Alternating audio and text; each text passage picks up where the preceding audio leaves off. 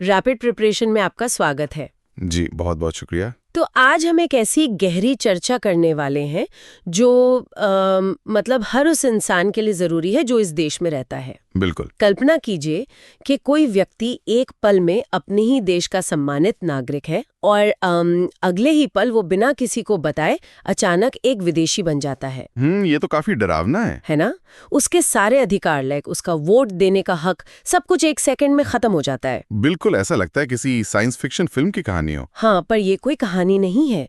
हमारे सामने जो ये भारतीय संविधान के मास्टर क्लास नोट्स और चीट शीट्स का शानदार बंडल रखा है ना, जी। उसमें एक ऐसा लाल चेतावनी चिन्ह मौजूद है जो बिल्कुल यही करता है।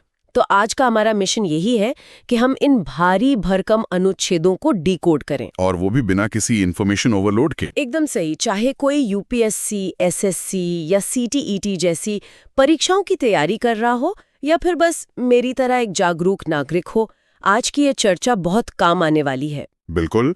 और इस गहरी चर्चा का जो आधार है ना, वो भी बहुत ही ठोस है। इन नोट्स की सबसे बड़ी खासियत मुझे ये लगी कि ये सिर्फ नियमों की कोई रटी रटाई सूची नहीं देते। तो फिर क्या है इनमें खास? ये उन नियमों के पीछे की जो सोच है उसे सामने रखते हैं। अगर हम एकदम बेसिक फाउंडेशन से शुरू करें तो 26 जनवरी 1950। हाँ, जिस दिन हमारा संविधान लागू हुआ था। एग्जैक्टली। ये महज कैलेंडर का कोई एक दिन नहीं था। मतलब एक इतने विशाल और विविधता से भरे देश को एक सूत्र में बांधने के लिए ना बहुत मजबूत नियमों की जरूरत थी। सही बात है। और नोट्स में मैंने देखा कि संविधान सभा के अध्यक्ष डॉक्टर राजेंद्र प्रसाद और निर्माता डॉक्टर बीआर अंबेडकर के योगदान को काफी अच्छे से हाईलाइट किया गया है। हाँ, और अगर आप एग्जाम के नजरिए से देखें तो ये सीधे सीधे एमसीक्यू यानी बहुविकल्पीय प्रश्न बनकर आते हैं। बिल्कुल।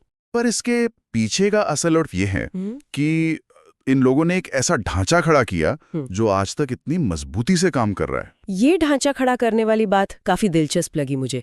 मतलब अगर मैं इन नोट्स को करीब से देखूं तो ये पूरी प्रक्रिया ना बिल्कुल एक घर बनाने जैसी लगती है। अच्छा, घर बनाने जैसी? वो कैसे? देखिए, भाग 1 जो है जिसमें अनुच्छेद 1 से 4 तक शामिल है, वो ये तय करता है कि इस घर की जमीन कहाँ तक फैली है। ये अच्छी एनालॉजी है। हाँ, मतलब अनुच्छेद 1 कहता है कि भारत राज्यों का संघ है, तो इसे हम अपने घर की एक मजबूत बाहरी बाउंड्री मान सकते हैं। बिल्कुल सही। और बाउंड्री बन गई तो उसके अंदर का क्या? वही तो असली सवाल तो यही है। नोट्स बताते हैं कि अनुच्छेद 2 और 3 के तहत नए राज्य बनाने, उनकी सीमाओं को बदलने या नाम बदलने की प्रक्रिया दी गई है। मतलब अगर परिवार बढ़ता है तो घर के अंदर नए कमरे कैसे जोड़े जाएंगे? एग्जैक्टली। या फिर पुरानी दीवारों को कैसे खिसकाया जाएगा, ये सब पहले से तय है। और अनुच्छेद 4 ये सुनिश्चित करता है कि इन बदलावों को कानूनी रूप कैसे मिलेगा। मुझे आपकी ये घर वाली एनालॉजी बहुत बेहतरीन लगी। अब देखिए, अगर घर की बाउंड्री तय हो गई है और कमरे भी बन गए हैं तो अगला लॉजिकल स्टेप क्या होगा? यही कि उस घर में रहेगा कौन। बिल्कुल। यहीं से हम भाग 2 में प्रवेश करते हैं जो नागरिकता या सिटीजनशिप से जुड़ा है। इसमें अनुच्छेद 5 से 11 तक के प्रावधान हैं। अच्छा, वही भाग जहां वो वार्निंग साइन है जिसके बारे में मैंने शुरू में बात की थी। हाँ बिल्कुल वही। नोट्स में जो बड़ा सा चेतावनी चिन्ह दिया गया है ना, वो अनुच्छेद 9 के पास है।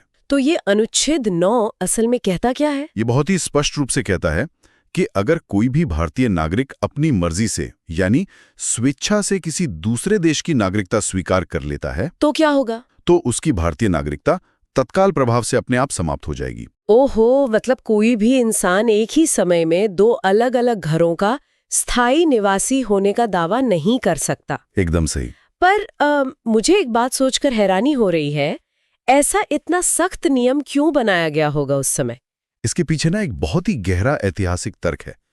जब 1950 में संविधान लागू हुआ तब देश एक बेहद नाजुक दौर से गुजर रहा था। हाँ, विभाजन का समय था। बिल्कुल। उस समय देश की अखंडता और वफादारी को लेकर कोई भी भ्रम नहीं छोड़ा जा सकता था। दोहरी नागरिकता से ना लोगों की निष्ठा बढ़ सकती थी। अच्छा, तो इसीलिए निर्माताओं ने तय किया कि एक देश एक नागरिकता। सही कहा। और इसके अलावा अनुच्छेद 11 एक बहुत ही अहम शक्ति हमारी संसद को सौंपता है। वो क्या है? दरअसल संविधान निर्माताओं को ये भली भांति पता था कि 1950 में नागरिकता के जो नियम बन रहे हैं वो शायद 2000 या 2050 में प्रासंगिक ना रहें। समय तो बदलता ही है। तो इसीलिए उन्होंने नागरिकता पर कानून बनाने का पूरा अधिकार संसद को दे दिया, ताकि भविष्य की जो भी चुनौतियां आएं उनके अनुसार नीतियां बदली जा सकें। ये तो काफी दूरदर्शी सोच थी।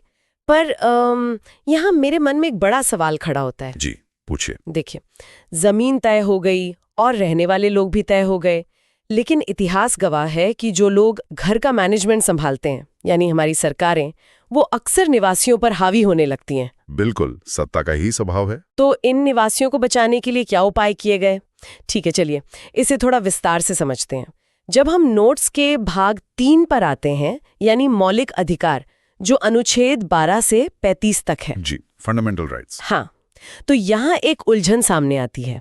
अगर हमारे अधिकार अनुच्छेद 14 से शुरू होते हैं, तो ये अनुच्छेद 12 और 13 यहाँ क्या कर रहे हैं? ये बहुत ही पैनी नजर है आपकी, है ना? हाँ। मतलब नोट्स में अनुच्छेद 12 राज्य की परिभाषा देता है, लेकिन ये अनुच्छेद 13 का क्या काम है बीच में? देखिए, हम अक्सर सीधे अधिकारों पर छलांग लगा देते हैं और इन शुरुआती अनुच्छेदों को इग्नोर कर देते हैं। अनुच्छेद 12 दरअसल ये क्लियर करता है कि ये राज्य आखिर है क्या, जिसके खिलाफ हमें ये अधिकार मिले हैं। अच्छा, मतलब सिर्फ केंद्र या राज्य सरकारें ही नहीं? नहीं, इसमें पंचायतें, नगरपालिकाएं और कई सरकारी संस्थाएं भी आती हैं। वो सब राज्य की परिभाषा में है। ओके, और वो अनुच्छेद 13? अनुच्छेद 13 को ना आपको एक बहुत ही शक्तिशाली फिल्टर या ढाल के रूप में दिखना चाहिए। ढाल? वो कैसे? ये स्पष्ट करता है कि अगर राज्य कोई भी ऐसा कानून बनाता है जो नागरिकों के मौलिक अधिकारों को छीनता है या उन्हें कम करता है, तो क्या होगा? तो वो कानून अपने आप अमान्य या शून्य यानी वॉइड माना जाएगा। Oh wow! जी, ये सीधा हमारी अदालतों को वो पावर देता है जिससे वो सरकार के किसी भी गलत कानून को खारिज कर सके। ये तो सच में बहुत ही मजबूत सुरक्षा चक्र है। मतलब घर के मैनेजरों को पहले ही चेतावनी दे दी गई है कि आप निवासियों के बेसिक रूल्स के साथ छेड़छाड़ नहीं कर सकते। एकदम सही समझा आपने। तो अब उन अधिकारों की बात करते हैं जिन पर नोट्स में VVI यानी वेरी वेरी इंपॉर्टेंट का बड़ा सा टैग लगा है। जी हाँ, सबसे पहले तो समानता का अधिकार है, जो अनुच्छेद 14 से 18 के बीच आता है। हाँ, मैंने पढ़ा। अनुच्छेद 14 कानून के सामने सबको बराबर मानता है, 15 भेदभाव को रोकता है और 16 सरकारी नौकरियों में सबको समान अवसर देने की बात करता है। और अनुच्छेद 18 उपाधियों यानी टाइटल्स का अंत करता है। बिल्कुल। पर यहाँ जिस बात पर सबसे ज्यादा जोर दिया गया है वो है अनुच्छेद 17। इस पर एक बड़ा सा स्टार लगा हुआ है नोट्स में, अस्पृश्यता का अंत। हाँ, अनुच्छेद 17 पर स्टार इसलिए लगा है क्योंकि ये सिर्फ कोई एडमिनिस्ट्रेटिव या प्रशासनिक नियम नहीं है। तो फिर क्या है? हमें 1947 से पहले के भारत की सामाजिक सच्चाई को समझना होगा। सदियों से हमारे समाज में जो छुआछूत और भेदभाव की गहरी घाई थी ना, वो तो बहुत भयानक थी। बिल्कुल, उसे पाटे बिना एक आधुनिक लोकतंत्र की हम कल्पना भी नहीं कर सकते थे। अनुच्छेद 17 उस सामाजिक बुराई पर सीधा प्रहार था। ये जानना बहुत जरूरी था। इसी सीरीज में फिर आता है स्वतंत्रता का अधिकार, जो अनुच्छेद 19 से 22 तक है। हाँ, अनुच्छेद 19 जो हमें 6 तरह की आजादी देता है, जैसे बोलने और अपनी बात रखने की आजादी। जी, लेकिन अगर आप देखें तो अनुच्छेद 21 का दायरा इन सब में सबसे बड़ा है। वो जीवन और व्यक्तिगत स्वतंत्रता वाला। हाँ, ये सिर्फ सांस लेने की आजादी नहीं है, बल्कि मानवीय गरिमा के साथ एक रिस्पेक्टफुल जीवन जीने का अधिकार है।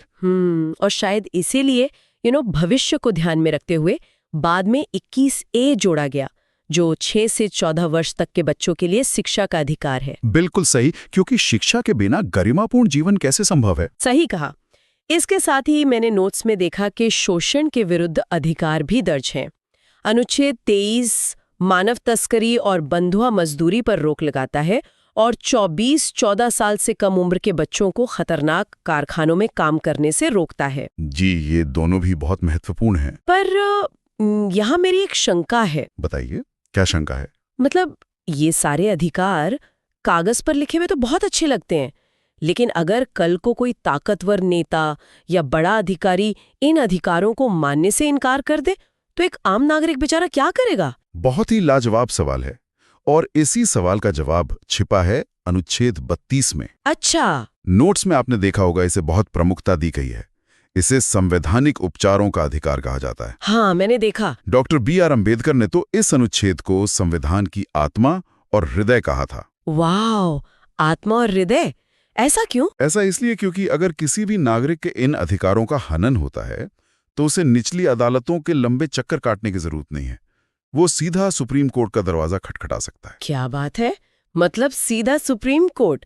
इसे तो मैं न्याय का वीआईपी पास या सुपरफास्ट एक्सप्रेस पास कहूंगी। बिल्कुल सही नाम दिया आपने। अनुच्छेद 32 सुप्रीम कोर्ट को ये ताकत देता है कि वो अधिकारों की रक्षा के लिए सीधे आदेश, या जिन्हें हम रिट्स कहते हैं, Yes. तो वो जारी करें। रिट्स। इसके बिना ना बाकी सारे अधिकार बस एक बंद तिजोरी में रखे खजाने की तरह होते, जिसकी चाबी किसी के पास नहीं। तो ये अनुच्छेद 32 उस तिजोरी की चाबी है। बहुत ही बढ़िया तरीके से समझाया आपने। लेकिन यहाँ मुझे एक वैचारिक टकराव दिखाई दे रहा है नोट्स में। कैसा टकराव? देखिए, अगर भाग 3 में नागरिकों को इतने शक्तिशाली अधिकार दिए गए हैं जिनके लिए वो सीधा सुप्रीम कोर्ट जा सकते हैं, तो फिर ये जो भाग 4 है, इसकी क्या जरूरत थी? भाग 4 यानी राज्य के नीति निर्देशक तत्व है। हाँ, जिसे डीपीएसपी कहते हैं, जो अनुच्छेद 36 से 51 तक हैं। अगर सरकार इन्हें लागू ना भी करे तो कोई अदालत तो जा नहीं सकता। तो क्या ये सिर्फ खोखले वादे नहीं है? इन्हें संविधान में जगह ही क्यों दी गई? ये काफी लोगों को लगता है, और ये एक बहुत ही वाजिब आलोचना भी लगती है। लेकिन इसके पीछे आपको 1950 की जमीनी हकीकत को फिर से समझना होगा। अच्छा, वो कैसे? जब देश आजाद हुआ तब हमारा खजाना लगभग खाली था। अगर उस समय संविधान में सबको रोजगार का अधिकार या सबको मुफ्त उच्च शिक्षा का अधिकार जैसे बड़े वादे मौलिक अधिकारों में डाल दिए जाते तो क्या होता? शायद लोग अगले ही दिन सरकार पर मुकदमा कर देते। बिल्कुल, और सरकार के पास उन्हें ये सब देने के लिए संसाधन ही नहीं थे। इसलिए निर्माताओं ने इन बड़े लक्ष्यों को डीपीएसपी में डाल दिया। तो ये एक तरह का रोड मैप है। एग्जैक्टली।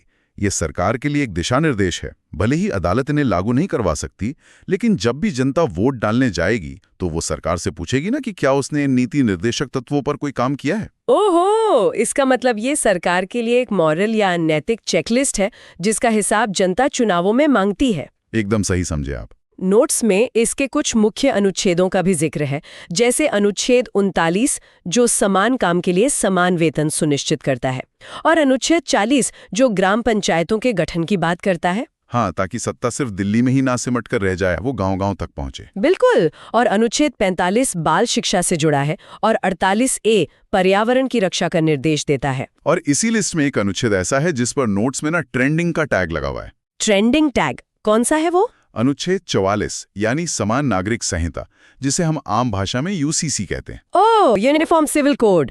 ये तो आजकल न्यूज में भी काफी रहता है। जी, ये भी नीति निर्देशक तत्वों का ही हिस्सा है।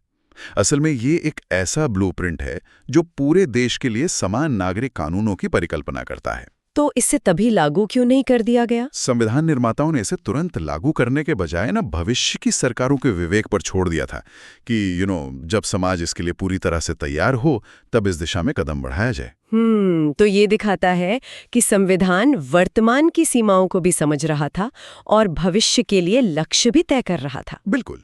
खैर, नियम और लक्ष्य तो मुझे समझ आ गए, लेकिन अब उस सत्ता के ढांचे पर आते हैं जो इस पूरे सिस्टम को चलाता है। जी, भाग 5 और भाग 6। हाँ, मैंने नोट्स में देखा कि भाग 5 जो संघ के बारे में है और भाग 6 जो राज्य के बारे में है, उन्हें एक साथ रखा गया है। इसे तुलनात्मक अध्ययन का नाम दिया गया है और ये पैटर्न मुझे बहुत ही मजेदार लगा। इसे ना आपको एक शीशे के अक्स या मिरर इमेज की तरह देखना चाहिए। अच्छा, मिरर इमेज। हाँ, इस पूरी व्यवस्था को इस तरह से डिजाइन किया गया है कि केंद्र और राज्य का काम करने का जो तरीका है वो लगभग एक जैसा हो। इससे उलझन कम होती है। हाँ, नोट्स इस गणित को काफी आसानी से समझा रहे हैं। जैसे केंद्र में जो भूमिका हमारे राष्ट्रपति निभाते हैं अनुच्छेद 52 के तहत, राज्य स्तर पर बिल्कुल वही भूमिका राज्यपाल की होती है अनुच्छेद 153 के तहत। बिल्कुल सही। और जो केंद्र की कार्यपालिका शक्ति है वो अनुच्छेद 53 में निहित है, तो राज्य की कार्यपालिका शक्ति ठीक उसी पैटर्न पर अनुच्छेद 154 में है। और जो काम देश के लिए प्रधानमंत्री और उनका मंत्रिमंडल करता है अनुच्छेद 74 और 75 में, राज्यों में वही काम मुख्यमंत्री और उनका मंत्रिमंडल करता है अनुच्छेद 163 और 164 में। तो ये जो तुलना है ना, ये याद रखने के लिए बहुत ही कारगर होती है। बिल्कुल। साथ ही नोट्स में ना राष्ट्रपति के चुनाव के लिए अनुच्छेद 54 और उन्हें उनके पद से हटाने की जो मुश्किल प्रक्रिया है, जिसे हम महाभियोग या इम्पीचमेंट कहते हैं, उसके लिए अनुच्छेद 61 को भी हाईलाइट किया गया है। जी, लेकिन इसमें सबसे मजेदार हिस्सा वो है जहां संसद को याद करने की एक छोटी सी ट्रिक दी गई है। हाँ, वो सरला वाली ट्रिक ना। हाँ, सरला। स से संसद, जो अनुच्छेद 79 है, र से राज्यसभा जो अनुच्छेद 80 है और ला से लोकसभा जो अनुच्छेद 81 है। ये तो बहुत ही कैची ट्रिक है। स र ला 79, 80, 81। और इसके पीछे का ढांचा भी काफी स्पष्ट है नोट्स में। लोकसभा सीधे जनता का प्रतिनिधित्व करती है और राज्यसभा हमारे राज्यों की आवाज है। बिल्कुल। और इसी विधायी प्रक्रिया में एक बहुत ही अहम स्थिति तब पैदा होती है जब मान लीजिए इन दोनों सदनों के बीच किसी कानून को लेकर भारी असहमति या डेडलॉक हो जाए। तब क्या होता है? यहीं पर अनुच्छेद 108 काम आता है, जो संयुक्त बैठक या जॉइंट सिटिंग का प्रावधान करता है। ये अनुच्छेद 108 पढ़कर तो मुझे बिल्कुल ऐसा लगा जैसे घर में जब दो भाई बहनों यानी हमारी लोकसभा और राज्यसभा के बीच किसी बात पर भयंकर झगड़ा हो जाए और मामला किसी भी तरह सुलझ ही न रहा हो, तो घर के मुखिया यानी हमारे राष्ट्रपति उन दोनों को एक ही कमरे में बैठाकर कहते हैं कि भाई जब तक कोई हल नहीं निकलता कोई इस कमरे से बाहर नहीं जाएगा। ये तुलना तो पूरी तरह से सटीक है। जब भी ऐसा विधायी गतिरोध पैदा होता है तो राष्ट्रपति ये संयुक्त बैठक बुलाते हैं ताकि दोनों सदन एक साथ मतदान करके कोई फैसला ले सकें। ये तो काफी सुलझा हुआ तरीका है। जी, लेकिन देखिए, घर को सुचारू रूप से चलाने के लिए सिर्फ कानून बनाने वाले लोग ही काफी नहीं हैं। हाँ, उन कानूनों की सही व्याख्या करने वाला भी तो कोई चाहिए और उनका पालन सुनिश्चित करने वाला भी। तो यहीं से हमारी न्यायपालिका या जुडिशरी का अध्याय शुरू होता है। बिल्कुल। न्यायपालिका तो इस घर के एक सिक्योरिटी गार्ड या बिल्डिंग इंस्पेक्टर की तरह है ना, जो ये देखती है कि कोई नियम न टूटे। नोट्स में अनुच्छेद 124 सुप्रीम कोर्ट की स्थापना करता है और अनुच्छेद 214 राज्यों के लिए हाई कोर्ट का प्रावधान करता है। एकदम सही। और न्यायपालिका की जो सबसे बड़ी शक्ति है ना, वो वही है जिसका जिक्र हमने थोड़ी देर पहले किया था। वो रिट्स जारी करने वाली शक्ति। हाँ, रिट्स जारी करना। नोट्स में इसे लाल रंग से उकेरा गया है। जहां सुप्रीम कोर्ट पूरे देश के मौलिक अधिकारों की रक्षा के लिए अनुच्छेद 32 के तहत रिट जारी करता है, हाँ, वहीं हाईकोर्ट के पास भी अनुच्छेद 226 के तहत रिट जारी करने की शक्ति है। अच्छा, तो हाईकोर्ट भी कर सकता है? बिल्कुल। इसका अर्थ ये हुआ कि न्याय की पहुंच सिर्फ राजधानी तक सीमित नहीं है, बल्कि हर राज्य के स्तर पर भी अधिकारों की रक्षा का एक बहुत ही मजबूत तंत्र मौजूद है। ये तो बहुत अच्छी बात है। लेकिन एक स्थिति ऐसी भी तो हो सकती है जब ये सारी जो नॉर्मल व्यवस्था है ये चरमरा जाए। मतलब मान लीजिए घर पे बाहर से कोई बड़ा हमला हो जाए या घर के अंदर ही कोई बहुत बड़ी गड़बड़ी हो जाए, तब क्या होगा? तब के लिए नोट्स का अगला भाग है जो आपातकालीन प्रावधान यानी इमरजेंसी पर है। हाँ, और इसमें जो वो गणित की +4 ट्रिक दी गई है ना, वो समझने में तो बहुत आसान है, पर मुझे लगता है उसके परिणाम काफी गंभीर हो सकते हैं। बिल्कुल। आपातकाल एक ऐसा समय होता है जब हमारा जो संघात्मक ढांचा है, जहां केंद्र और राज्य मिलकर काम करते हैं, वो पूरी तरह से केंद्र के नियंत्रण में आ जाता है। ओके। इसे इमरजेंसी के 3 पिलर्स कहा गया है। इसकी शुरुआत होती है अनुच्छेद 352 से, जो राष्ट्रीय आपातकाल या नेशनल इमरजेंसी है। ये कब लगाया जाता है? ये तब लगाया जाता है जब युद्ध हो, बाहरी आक्रमण हो या कोई सशस्त्र विद्रोह का खतरा हो। अब इस अनुच्छेद को याद रखने के लिए ना, इसमें बस 4 जोड़ना है आपको। तब होता है जब किसी विशेष राज्य में संवैधानिक तंत्र विफल हो जाए, यानी जो राज्य सरकार है वो संविधान के अनुसार काम ना कर पा रही हो। समझ गए। और इसके बाद 356 में फिर से 4 जोड़ने की बारी आती है। तो अगला अनुच्छेद हुआ 360। जी, अनुच्छेद 360 वित्तीय आपातकाल या फाइनेंशियल इमरजेंसी से जुड़ा है। ये तब लागू करने के लिए रखा गया था जब देश की आर्थिक स्थिरता बहुत बड़े खतरे में हो। क्या ये कभी लगा है भारत में? नहीं, ये भारत के लिए बहुत ही गर्व की बात है कि 1950 से लेकर आज तक इतनी आर्थिक उथल-पुथल हमने देखी, लेकिन देश में कभी भी वित्तीय आपातकाल लगाने की नौबत नहीं आई। वाह, ये तो सच में अच्छी बात है। तो ये जो +4 का गणित है, 352, 356 और 360, ये इस कॉम्प्लेक्स टॉपिक को बहुत आसानी से समझा देता है। बिल्कुल। अब ये सब सुनने के बाद ना मेरे मन में एक मौलिक शंका पैदा हो रही है। बताइए, क्या शंका है? देखिए, 1950 में जो नियम बन गए, क्या वो पत्थर की लकीरें हैं? मतलब दुनिया कितनी तेजी से बदल रही है। अगर घर में किसी बड़े बदलाव की जरूरत पड़े तो क्या पूरा घर तोड़ना पड़ेगा? नहीं, बिल्कुल नहीं। संविधान के निर्माता इस बात को लेकर बहुत स्पष्ट थे कि कोई भी दस्तावेज अपने समय में पूरी तरह से परफेक्ट या पूर्ण नहीं हो सकता। हाँ, भविष्य तो कोई नहीं देख सकता, इसीलिए उसे आने वाली पीढ़ियों के लिए खुला छोड़ना ही पड़ता है। इसीलिए नोट्स के आखिरी हिस्से में ना बदलाव की ताकत पर बात की गई है। बदलाव की ताकत। बदलाव का पहला तरीका तो है शांतिपूर्ण सत्ता परिवर्तन, जिसे सुनिश्चित करने के लिए अनुच्छेद 324 के तहत एक स्वतंत्र निर्वाचन आयोग यानी इलेक्शन कमीशन की स्थापना की गई है। जो हमारे निष्पक्ष चुनाव करवाता है। बिल्कुल। और जहां तक खुद इस संविधान को बदलने की बात है, तो उसके लिए अनुच्छेद 368 मौजूद है। अनुच्छेद 368 यानी संविधान संशोधन की शक्ति। ये तो घर की रेनोवेशन या मरम्मत करने की परमिशन देता है। बिल्कुल देता है, लेकिन एक बहुत बड़ी शर्त के साथ। वो शर्त क्या है? अनुच्छेद 368 संसद को संविधान में संशोधन करने की शक्ति तो देता है, लेकिन वो इसके मूल ढांचे यानी बेसिक स्ट्रक्चर को नष्ट नहीं कर सकती। अच्छा, मतलब बेस नहीं हिला सकते। हाँ, मतलब आप घर के कमरों का रंग बदल सकते हैं, नई खिड़कियां लगा सकते हैं, लेकिन आप उस नींव को नहीं खोद सकते जिस पर पूरा घर खड़ा है। यही चीज संविधान को एक जीवित दस्तावेज बनाती है। और ये दस्तावेज कितना जीवित है, इसका सबसे बड़ा सबूत तो चीट शीट के इसी पन्ने पर है। जी, आपने वो लाल स्टैम्प देखा? हाँ, अनुच्छेद 370 जो जम्मू कश्मीर के विशेष दर्जे से संबंधित था, उसके ठीक ऊपर एक बहुत बड़ा लाल रंग का स्टैंप लगा हुआ है, जिस पर कैपिटल लेटर्स में लिखा है रिमूव्ड, यानी अब हटाया गया। जी, ये इस बात का स्पष्ट उदाहरण है कि जब समय और परिस्थितियां बदलती हैं, तो संवैधानिक प्रक्रियाओं का सही से पालन करते हुए बड़े से बड़े बदलाव भी किए जा सकते हैं। बिल्कुल सही कहा आपने। ये जो संशोधन की शक्ति है ना, यही संविधान को प्रासंगिक बनाए रखती है। वो टूटता नहीं है, बल्कि समय के साथ लचीला होकर नई परिस्थितियों के अनुसार ढल जाता है। तो अगर इस पूरी लंबी और गहरी चर्चा को हम एक धागे में पिरोएं, तो नोट्स के अंत में दी गई एग्जाम से 5 मिनट पहले वाली जो चीट शीट है ना, वो बहुत काम की है। जी, एक क्विक रिकैप हो जाए। हाँ, तो भाग 1 अनुच्छेद 1 से 4 हमें बताता है कि हमारा क्षेत्र क्या है। भाग 2 अनुच्छेद 5 से 11 बताता है कि यहाँ के नागरिक कौन हैं।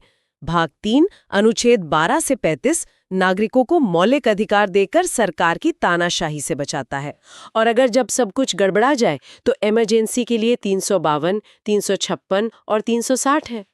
और समय के साथ चलने के लिए संशोधन यानी अनुच्छेद 368 का रास्ता है। बहुत बढ़िया समरी दिया आपने। देखा जाए तो ये सिर्फ किसी एग्जाम में पूछे जाने वाले सवालों का कोई पुलिंदा नहीं है। ये असल में इस देश के हर नागरिक के लिए एक यूजर मैनुअल है। क्योंकि अपने अधिकारों और सरकार की सीमाओं का ज्ञान ही किसी भी समाज की सबसे बड़ी ताकत होता है। ये जो आपने यूजर मैनुअल वाली बात कही ना, ये बहुत ही सटीक है। और इसी से जुड़ा एक बहुत ही अहम सवाल आज के समय में हमारे सामने खड़ा होता है। कैसा सवाल? देखिए, संविधान निर्माताओं ने 1950 में जो नींव रखी थी, वो उस समय की चुनौतियों के हिसाब से बहुत मजबूत थी। हाँ, बिल्कुल थी। लेकिन आज हम जिस युग में सांस ले रहे हैं, वो एक डिजिटल युग है। आज डेटा ही सबसे बड़ी शक्ति है। इंटरनेट की गति, आर्टिफिशियल इंटेलिजेंस और एल्गोरिदम के इस दौर में डिजिटल अधिकारों और डेटा प्राइवेसी को लेकर रोज नए खतरे सामने आ रहे हैं। ये तो है, हमारी पूरी जिंदगी ही ऑनलाइन है अब। तो ऐसे में सोचने वाली बात यह है कि क्या आने वाले भविष्य में हमारी इस डिजिटल निजता और ऑनलाइन अधिकारों की ठोस सुरक्षा के लिए इन मौजूदा मौलिक अधिकारों में किसी बहुत बड़े संशोधन की आवश्यकता होगी? ये तो बहुत गहरा सवाल है। क्या इसी अनुच्छेद 368 का उपयोग करके हमें अपने यूजर मैनुअल को डिजिटल युग की चुनौतियों के लिए अपडेट करना पड़ेगा? ये वास्तव में एक ऐसा सवाल है जो किसी को भी ये सोचने पर मजबूर करता है कि भविष्य में हमारे अधिकारों की परिभाषा क्या होगी और हमारा ये जीवित संविधान उस नई दुनिया से कैसे निपटेगा। इसी गहरे विचार के साथ हम आज की इस गहरी चर्चा को यहीं विराम देते हैं। सुनते रहिए और सीखते रहिए।